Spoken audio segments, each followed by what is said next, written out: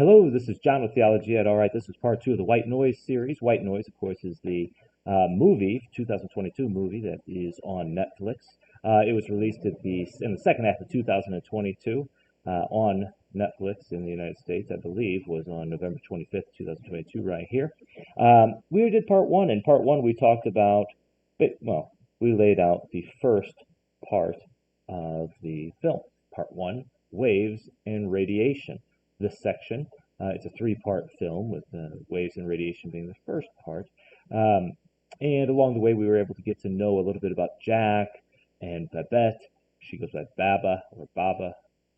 Their children together, these three by different marriages, probably why they're over to the left.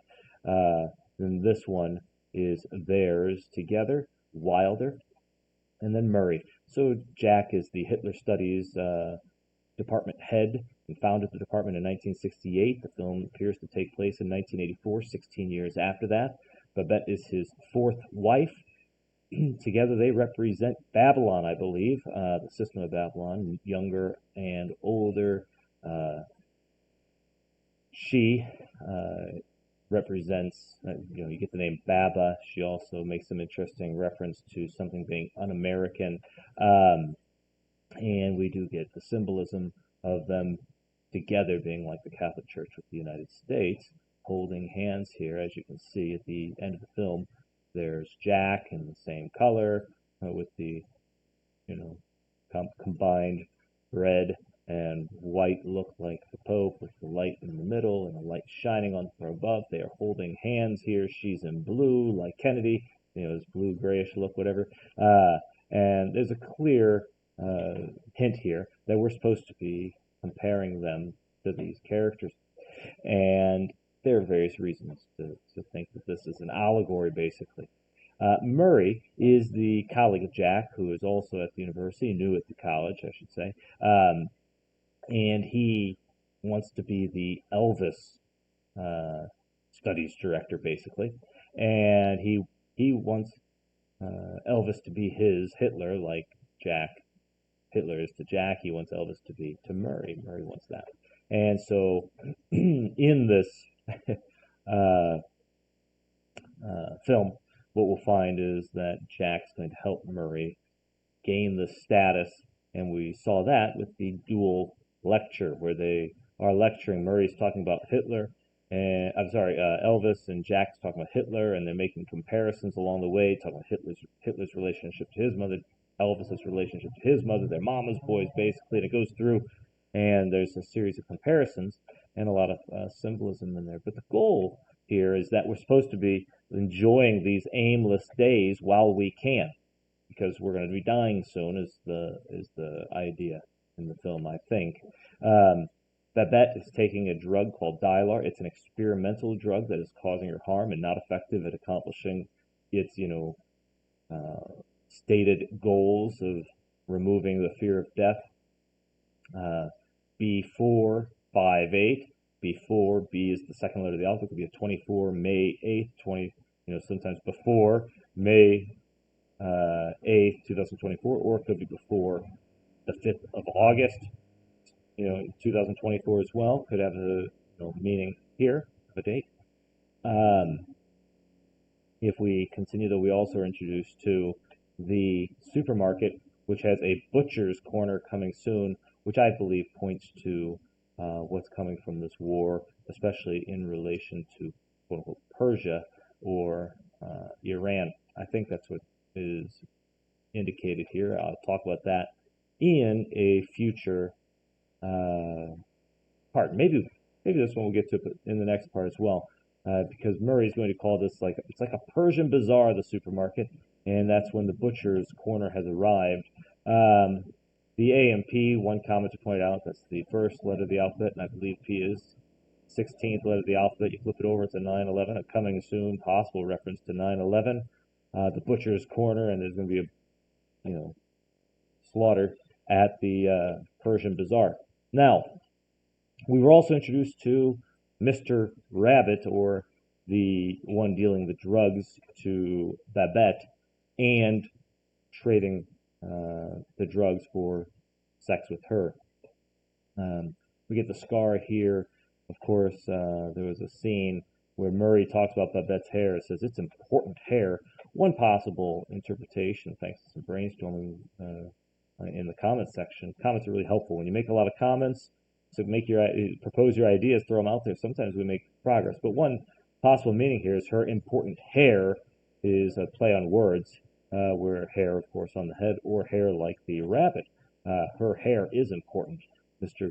Rabbit is important. He's very important in the story as well. Now, he's called Mr. Gray in the film. Now, we have the train collision. The train has full of hazardous materials, chemicals, and while the train was, chugging along, I guess, a truck carrying, I think, fuel or something, rammed into it. It was an accident. The truck had Elvis playing, and clearly this was going to be the corresponding Hitler meets Elvis.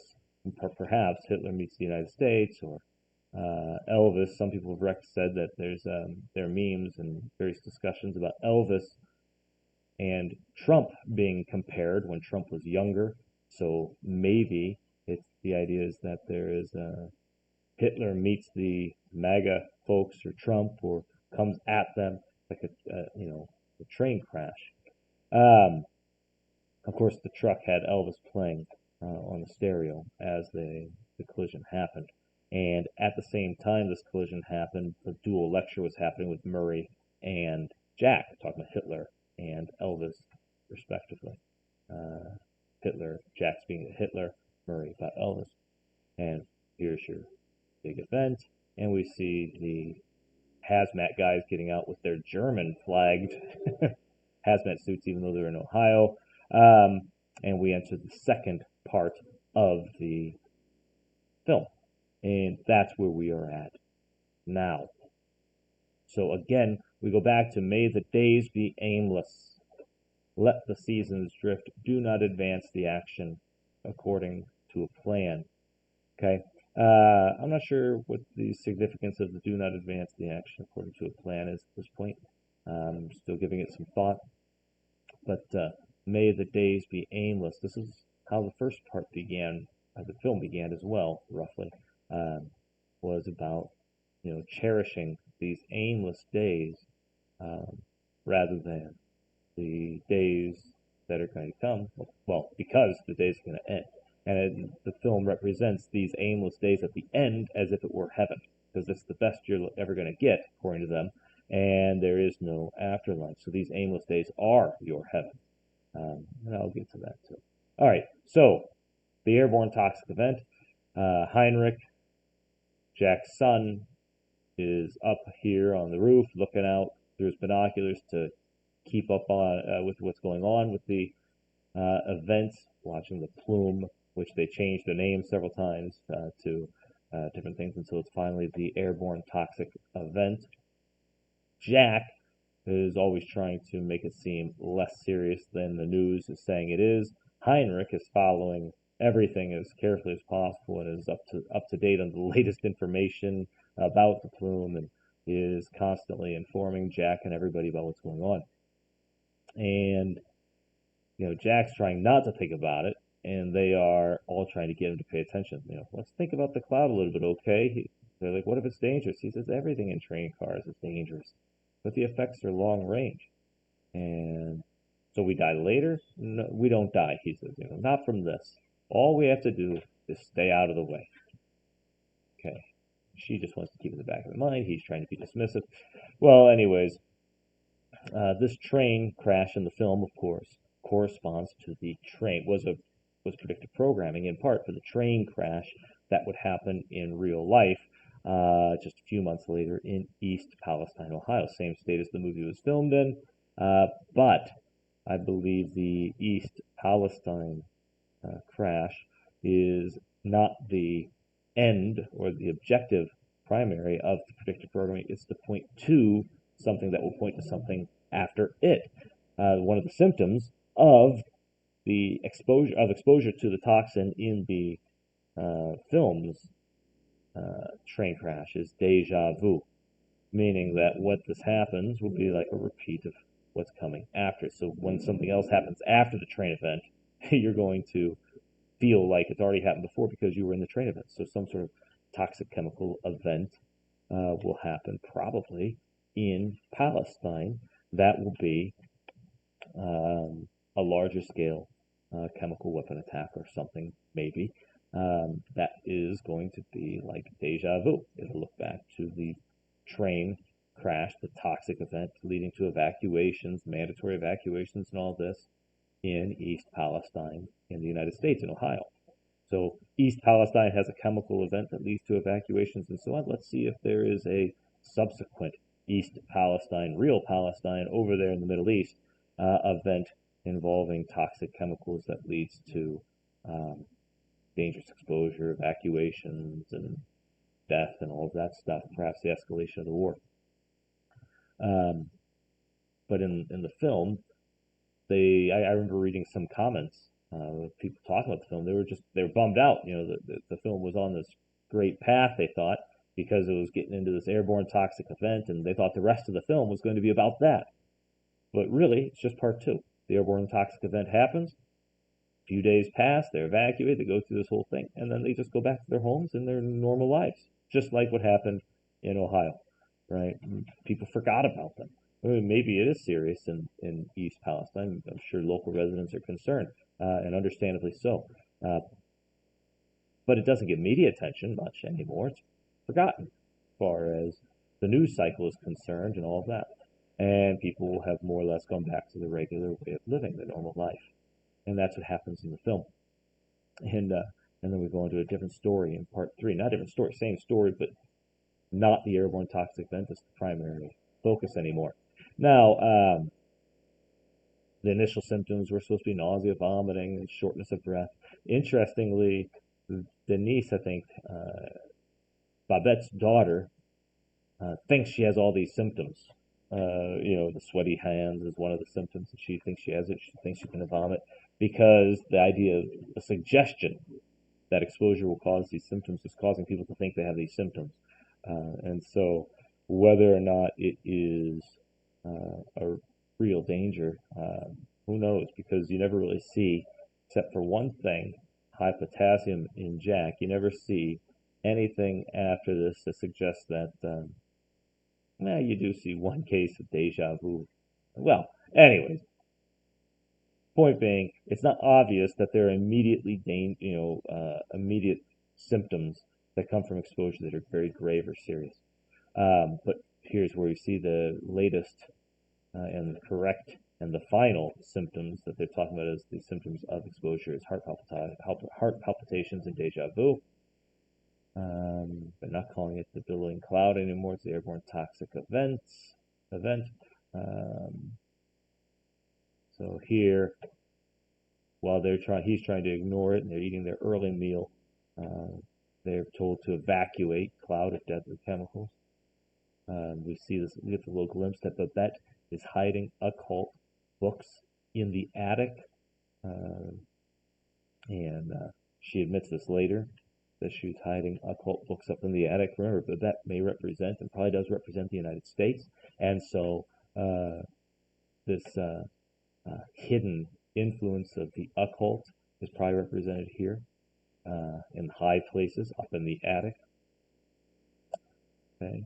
As they're heading out, they're the last people out because they were the ones who were most dismissive of the threat, and they're off and going. Jack was the one who's most dismissive of the threat. They have to figure out where they need to go. Notice the mandatory evacuation is here, and that they're also going to be told where to go when evacuated. And this is a way to push people into locations where they want you to be for whatever they're going to do.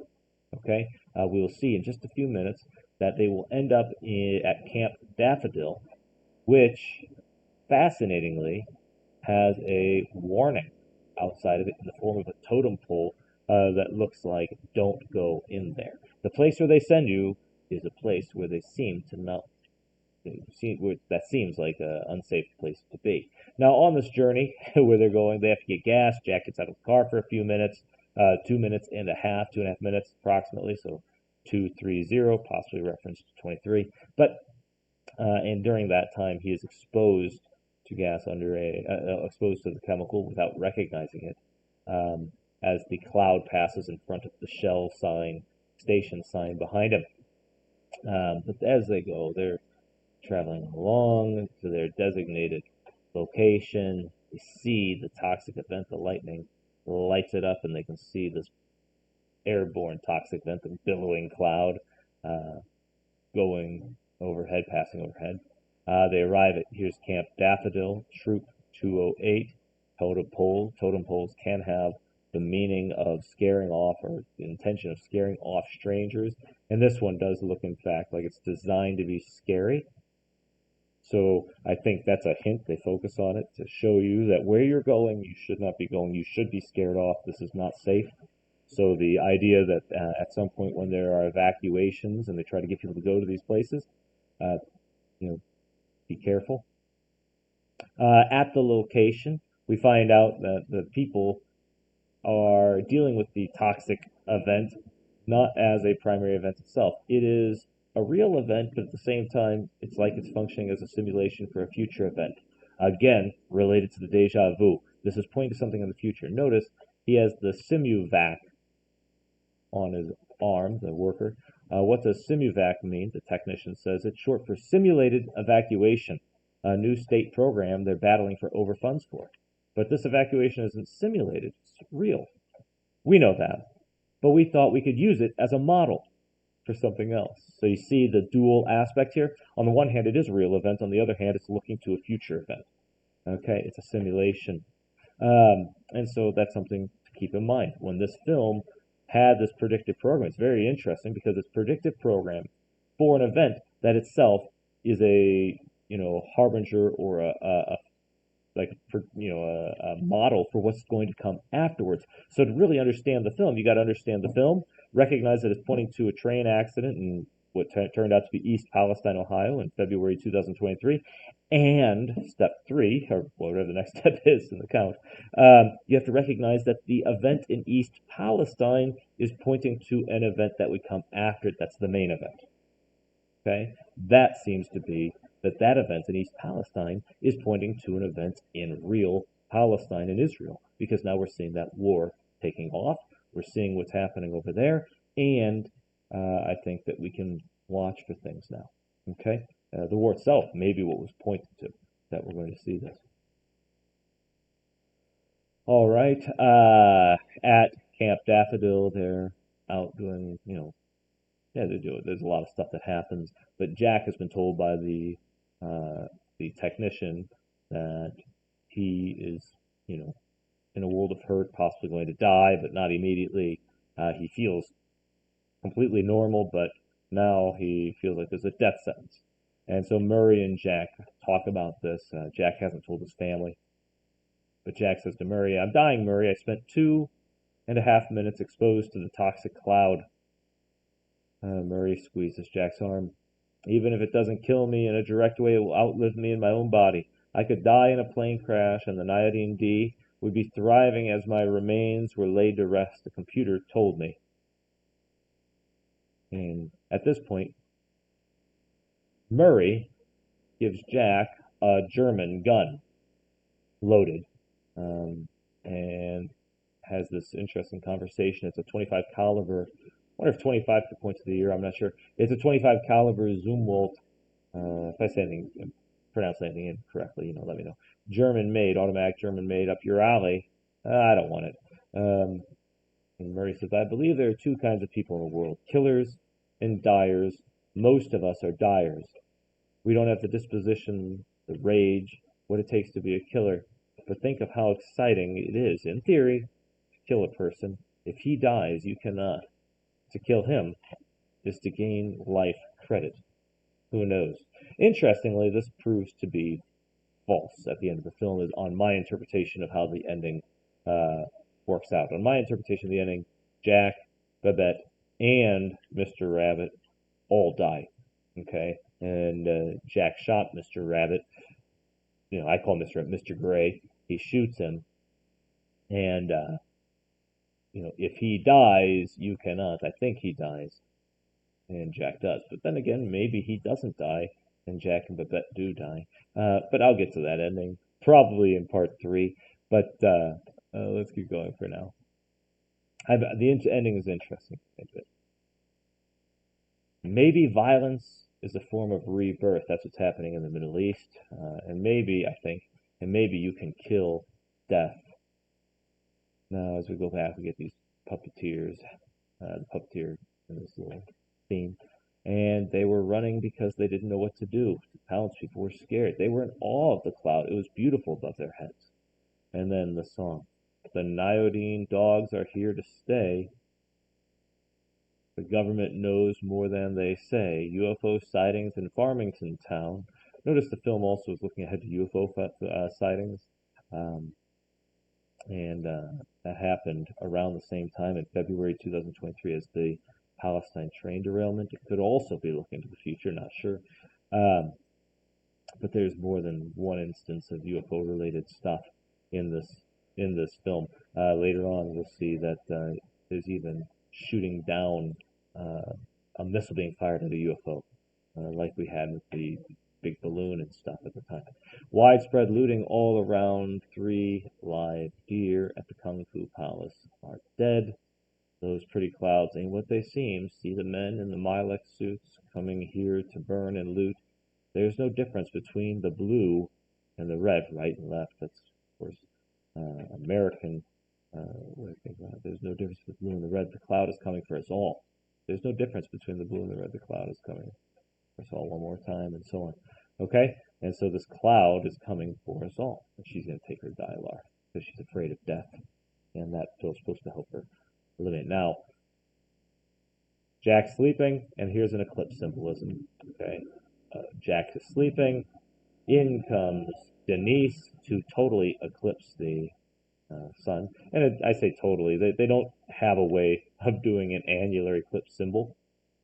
Okay, in these sorts of things. I mean, how would you put her head right in there and get a full ring of fire around it? Just doesn't going to work. Closest thing you can get, I guess, is right here, the way her visors, and they made a big deal about the visor, and the visor does have the white out here. So maybe she comes in and is actually representing the annular eclipse, which is the October 14th, 2023 annular eclipse, because when that comes, you're getting right before it, toxic everywhere. That's what you hear over the intercom, or person saying. Then comes Denise and says, Jack, wake up. We have to leave. You have to leave here at the eclipse, because the toxic event, the cloud, is coming towards them, and there's a rush to get out.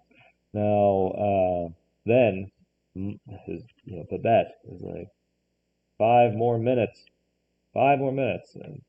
and then he says, no more minutes. Once you get that eclipse, there's no more minutes. It's coming very fast. You must leave now. Okay? Why does she say everything twice? We cannot hear her. Or we can hear her, excuse me, the lady talking. I don't know. I'm not going to, irrelevant. I don't need to read that. Let's see. Okay. Just hear yourself talk. The toxic is coming closer. It's a weird way to express it. The toxic. And they're going to run off. Now watch as they run off. It's imperative you wear your protective face covering, and all those the people are running. You see that they have, here, she has her rabbit, Mr. Bun, and they're going to call him Mr. Bunny or something. Bunny is going to come. Well, anyways, Jack is running over trying to keep up with them, and they send him back to go get the rabbit. Interestingly, look who picks up the rabbit. You don't see his face. They even hide his face with what? The rabbit's head. He picks up the rabbit, shows it, and we see his hand behind. There's the scar. That's the guy, Mr. Gray, that is the researcher doing the drug work, creating that dialar that is causing harm and killing people, and is supposed to protect you from the irrational fear of death, like some other experimental medicine may do. Okay, and itself causes the harm. He is Mr. Rabbit. I think, as you can tell, rabbits are often gray, Mr. Gray, and he puts the rabbit in front of his face. The first time you see his face, it's the rabbit face, if you want to call it that. So you get Mr. Rabbit out of that scene. And remember, Babette's hair, this is who she is trading sex with. She's giving sex to him in exchange for the drugs. Mr. Hair, her hair is very important. Okay. There it is. And there he was in the room earlier in part 1, the dream. Same cigar. Okay. Now, Mr. Rabbit is important in predictive programming. Comes up, this rabbit stuff comes up a lot. In Utopia, for example, Mr. Rabbit is the villain. Okay. So the thing is, it's a comic. No, it's a graphic novel. It's called The Utopia Experiments. It's about a scientist, like Mr. Gray, who makes a deal with the devil for knowledge. And the devil appears in a number of guises, but always as an animal-human hybrid, most notably a rabbit. Okay, the rabbit-human hybrid. Notice what we have here, the injection, the vaca, the cow is vaca in Latin, and other languages like Portuguese. Vaca, it's the word from which we get the word vaccine. Okay, and the vaca is kicking the person in the head, making zombies of them, the Walking Dead. And this looks like a blood platelet, or whatever. Okay, there it is a little clearer. You see the shot, the vaca taking out the head, making a zombie of them. In the room later on, just so you know, these scenes are these pages of the graphic novel are important. There it is again on the wall. Vaca. This makes a protein, makes you zombies. And here's your 5 rings from the Olympics, but the 5 rings represent the 5 eclipses from that we talk about often on the channel from August 2017 to April 8th, 2024. The 2 great American eclipses being first and the last one. Okay, so we see Mr. Rabbit here, and this idea of the back. Well, I'm not going to get into that. Okay, the drug dealer is causing this zombie apocalypse type thing with a metaphor. It's a metaphor, not real zombie, obviously. Okay, and so there he is, Mr. Rabbit, the guy leading the drug, the scientist leading the drug distribution that will kill many people. All right, they're going to try to get out of there. They're going to follow these guys and lost in the forest and in the river, unfortunately, but they get out to the side and get back in the line farther up in the front, and that's just it. They're now up in the front of the line. They passed this family. Okay, you're hearing the car radio. They have a built-in appetite for the particular toxic agents in iodine D. They're getting ready to release some sort of agent in the clouds to consume the chemical. And they are now going to a new place where they have to stay, where they're going to shelter. They're going to shelter evacuees who have been displaced from their homes. Different businesses are doing this. And you hear over the radio, or not the radio, here at this place, somebody speaking, an organizer. Listen up, everybody. Hold on. Let's stop the chatter. No one is allowed to leave the building, okay? So you see, this is where you're supposed to be scared to go to these places. They're going to keep you. If somebody comes up to me and says, "Can I leave?" I'm just going to say the same thing I'm saying now. No one is allowed to leave the building. I bet she's uncomfortable with the microorganisms they're going to put in the cloud to eat the chemical, get rid of it. She's just afraid of these technologies because she doesn't know. She's afraid of the unknown and afraid of dying. The greater the scientific advance, the more scared I get, she says. This guy is going to, rant a bit about how they're being forgotten and ignored. Nothing on network TV, not a word, not a picture. Right? No film footage. Does this happen so often? Nobody cares. We're scared to death. We still are. We all left our homes. Everything we loved and worked for is under serious threat. Okay. Now this scene is very, very interesting. I wish I would have added a screenshot or two more here. Um, Very interesting. We have a Japanese flag in the back. No real reason for that that I can think of. The Japanese flag is the white flag with the sun. That's the sun. Jack is going to eclipse the sun. And as the camera angle changes, they put his head right in front of the sun and stop him there. Then, after he eclipses the sun, we see his reflection in TV, and we get the symbol that we get in other places like Heliofont, where you get the ring, the eclipse with the dot, the eclipse with the dot, okay, the eclipse with the dot, okay, we get over and over and over and over again. You should have left the eclipse shadow being cast by her head and the dog star up here, okay, here we go again. He's going to eclipse the light, goes all the way, says you should leave now because you're getting close. And then he totally eclipses it, and we get the eye of Horus, and dog star. Looking at it, we see that in Donnie Darko as well.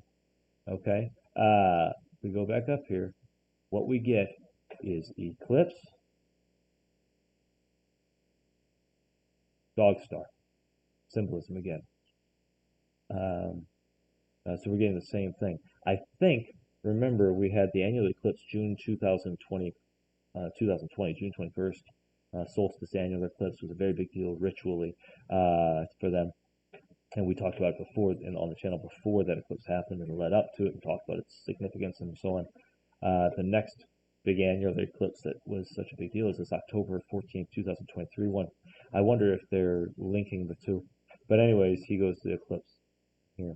And so now we've had our toxic event and we are leading to the next part of the film as we see this eclipse symbol again. I think the idea is that once you get to that October 14th, 2023 eclipse, now we enter the next phase of the story. This is where you get into the war and so on. And we're going to get more about that in part 3. All right, so I had to edit this part in, but I forgot to mention it. It's important, very important. So this is representing the October 14th eclipse, I believe. But if you look, not only is that what's going on, remember, with the sequences in the film is predictive programming for the East Palestine train event that happened in real life February 3rd, 2023. And that, the film tells us, is supposed to tell us something is coming after it when we'll have deja vu and look back at that East Palestine train event and be like, we've seen this before, but somewhere else, probably in real Palestine, or the war in Palestine, something like that. If that's what's going on, then the fact that we get this eclipse here is very important, because at the same time as this eclipse is happening, look how the man is looking stunned. He's looking at Jack, and he says, you were standing right there, I was standing here. This man starts to have deja vu. The deja vu happens at this eclipse. Okay? So what happens is you get the film in 2022, you get the train event, the toxic event, in 2023, East Palestine. Then, at the end of that event, because it's ending, it's going to end here in a few days, okay? He, at the moment of the eclipse, or just before the eclipse and leading into that eclipse, and then at the eclipse, he has the deja vu. The actual event comes with this eclipse. That's the idea. Okay? And so all of this comes together very precisely, which is really fascinating. All right. So now that I've edited that in a sort of an odd way, I'm sure it sounded funny, because I didn't worried about the transition being perfect. I'm a little bit of a rush. Like, subscribe, share. Take care. Blessings.